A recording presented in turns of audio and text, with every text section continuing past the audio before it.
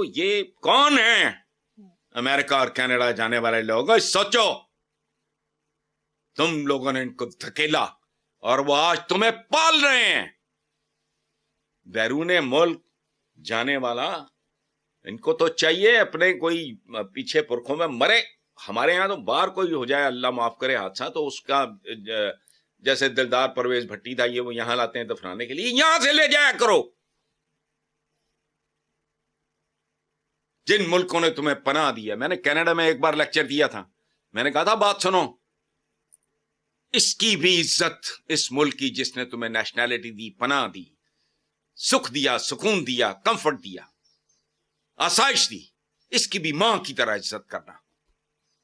पाकिस्तान वो धरती माता, मदरलैंड, जिसने तुम्हें जन्म दिया लेकिन पाला इस मां ने, वो मां गरीब बहुत थी, उसका ख्याल रखना।